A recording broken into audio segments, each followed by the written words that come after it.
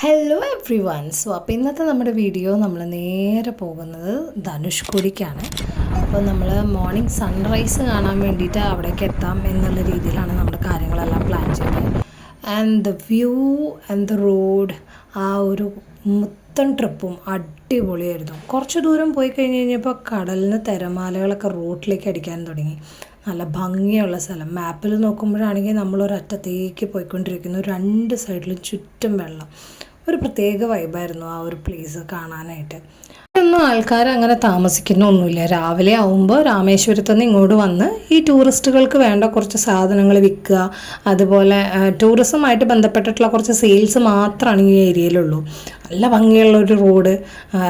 ബീച്ചാണെങ്കിൽ ഇടയ്ക്കിടയ്ക്ക് നമ്മൾ പറയുക കടലിൻ്റെ തിരമാലകൾ റോഡിലേക്ക് വന്ന് പതിക്കുന്നുണ്ട്. അടിപൊളിയാണ് കാണാനായിട്ട്.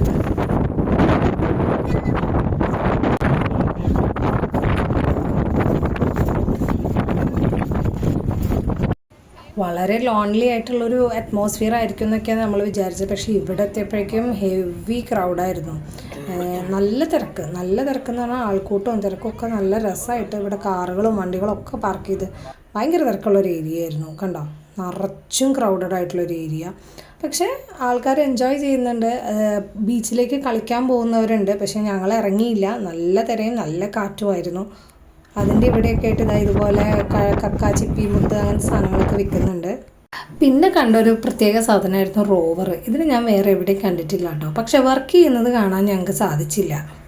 2012 ഞങ്ങള് വന്നപ്പോഴേ ഈ റോഡ് ഉണ്ടായില്ല. അതായത് നമ്മുടെ രാമേശ്വരം കഴിഞ്ഞൊരു കഷ്ടി ഒരു 1-2 കിലോമീറ്റർ കഴിഞ്ഞാൽ പിന്നെ അവിടുന്ന് ഒരു മഹേന്ദ്രയുടെ ഒരു വണ്ടിയിൽ 4 വീൽ വണ്ടി, ഇത് സാധാരണ 2 വീൽ ഡ്രൈവ് ആണ്, അത് 4 വീൽ ഡ്രൈവ് ആക്കിയിട്ട് ഈ പറഞ്ഞ ലാൻഡ്സിൽ കൂടെ, അതായത് എല്ലാം വെള്ളം നിറഞ്ഞ് കിടക്കുക, കംപ്ലീറ്റ് വെള്ളം നിറഞ്ഞ് കിടക്കുന്ന സ്ഥലമാവുക. ഇതൊക്കെ വെള്ളം നിറഞ്ഞ് കിടക്കുക. ആ സമയത്ത് ഈ വെള്ളത്തിൽ കൂടെയാണ് ഈ വണ്ടികൾ ഓടിച്ച് ഈ എക്സ്ട്രീം പോയിന്റിലേക്ക് ഞങ്ങൾ എത്തിയിട്ടുള്ളത്. അന്ന് ഈ റോഡില്ല. അന്ന് ഈ പറഞ്ഞ 4 വീൽ വണ്ടികളിൽ ഞങ്ങളെ ഒരു 10-15 പേര് അവിടുന്ന് ഒരു ട്രിപ്പാണ്. അതായത് 300 രൂപ 400 രൂപ കൊടുത്തു കഴിഞ്ഞാൽ അവിടുന്ന് കയറ്റി ഈ സ്ഥലങ്ങളൊക്കെ കാണിച്ച്, അതായത് ഈ പറഞ്ഞ പഴയ പള്ളി, പഴയ റെയിൽവേ സ്റ്റേഷൻ, ഈ എക്സ്ട്രീം പോയിന്റിലേക്ക് കൊണ്ടുവന്ന് ഒരു 10 മിനിറ്റ് നമുക്ക് ഡ്രോപ്പ് തരും. ആ സമയത്ത് നമുക്ക് അതൊക്കെ കണ്ടിട്ട് അതൊക്കെ കഴിഞ്ഞ് തിരിച്ച് വണ്ടി കയറി ഇതുപോലെ തിരിച്ച് പോവാം. എന്നിട്ട് അവിടെ എത്തും. അപ്പൊ ഒരൊറ്റ പോയിന്റ് ഓഫ് ടൈമിൽ ഈ പറഞ്ഞ എക്സ്ട്രീം പോയിന്റിൽ മാക്സിമം കൂടി ഇപ്പോൾ ഒരു 50 പേരെ ഉണ്ടാവുള്ളൂ. അപ്പൊ ഈ പേര് പറയുന്ന പോലെ തന്നെ ഗോസ്റ്റ് ടൗൺ എന്നുള്ളൊരു സംഭവം നമുക്ക് അവിടെ ശരിക്കും നമുക്ക് ഫീൽ ചെയ്യാൻ പറ്റും. കാരണം ആകെ ഒരു 50 പേരാണ് ആ സമയത്ത്. ചുറ്റും കടല്, ചുറ്റും വെള്ളം. ആകെ 50 പേര് മാത്രമാണ് ആ ഒരു ഐലൻഡ് അല്ലെങ്കിൽ ആ ഒരു മണൽത്തിട്ടയിൽ ഉണ്ടാവുക. ഏത് സമയത്ത് ആക്സസിബിലിറ്റി. സൈക്ലോണിന് ശേഷം അവിടെയുള്ള എല്ലാ ബിൽഡിങ്ങുകളും ജനവാസവും എല്ലാം നശിച്ചു. അവിടുത്തെ പഴയ പള്ളി, റെയിൽവേ സ്റ്റേഷൻ, അങ്ങനത്തെ സംഭവങ്ങളുടെയൊക്കെ അവശിഷ്ടങ്ങൾ മാത്രമാണ് അവിടെ നമുക്ക് കാണാനുള്ളൂ. ഈ ഒരു ലെവൽ കാറ്റും ഈ ഒരു എന്താ പറയുക ഒരു ആംബിയൻസും പകൽ തന്നെ പോയിട്ട് പേടിയാവും. രാത്രി എങ്ങാനാണെങ്കിൽ മുട്ടിടിച്ചാണ്. നല്ല ഭംഗിയുള്ളൊരു മരപ്പാലം അവർ സെറ്റ് ചെയ്തിട്ടുണ്ട് ഈ മണലിൽ കൂടെ നടക്കാതെ നമുക്ക് ഈ പള്ളി വരെ എത്താനായിട്ട്. പക്ഷേ അതിൻ്റെ പകുതി മുക്കാ ഭാഗങ്ങളും പൊട്ടിപ്പൊളിഞ്ഞു കിടക്കുകയാണ്. പക്ഷെ നല്ല രസമുള്ളൊരു സ്ഥലമാണ്. കണ്ടിരിക്കാനും പോയി ഒരുക്കി എക്സ്പീരിയൻസ് ചെയ്യാനുള്ളൊരു സംഭവമുണ്ട്.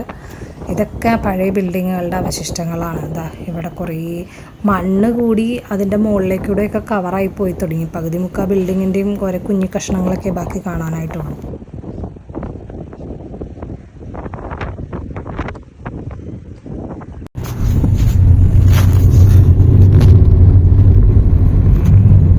ഇതാണ് വിഭീഷണനെ കിരീടദാനം ചെയ്ത അമ്പലട്ട. അതായത് ഈ ലങ്കാദഹനൊക്കെ കഴിഞ്ഞ് സീതനെ ഇങ്ങോട്ട് കൊണ്ടുവരണതിന്റെ ഒപ്പം വിഭീഷണനെയും കൊണ്ടുവന്ന് ശ്രീലങ്കയുടെ അടുത്ത രാജാവ് നീയാന്ന് പറഞ്ഞിട്ട് ചെയ്തിട്ടുള്ള ആൾക്കാർ. ലങ്കാദഹനം കഴിഞ്ഞ് രാമൻ സീതനായിട്ട് ഇവിടെ വന്ന് വിഭീഷണനെയും കൊണ്ടുവന്ന് ഇവിടെ വെച്ചാണ് കിരീടദാനം നടത്തിയത്.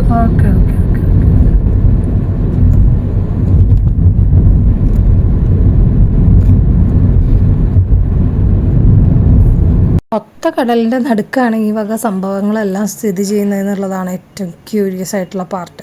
നല്ല ഭംഗിയുണ്ട് കാണാൻ. ചുറ്റും കടലായിട്ട് വേറെ എവിടെയും നമുക്ക് കരയൊന്നും കാണാനില്ല. നമ്മൾ ആ നിൽക്കുന്ന ഭാഗം മാത്രമേ ഉള്ളൂ. ഈ സമയത്താണ് ഞാൻ പണ്ടത്തെ ആ സൈക്ലോണിൻ്റെ എഫക്റ്റും കാര്യങ്ങളൊക്കെ ഒന്ന് ചിന്തിച്ച് നോക്കിയത്. ഈശ്വര, അങ്ങനെ ഞാനും വന്നാൽ എന്ത് ചെയ്യും?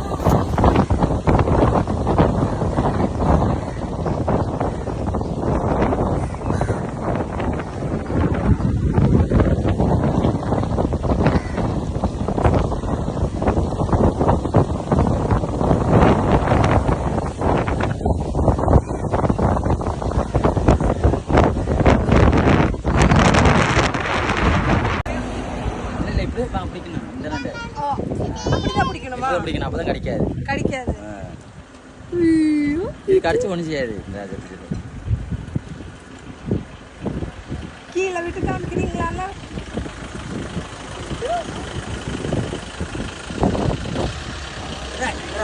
பாப்பா பாப்பா பாப்பா பாப்பா பாப்பா பாப்பா அடுத்து பாப்பா தான்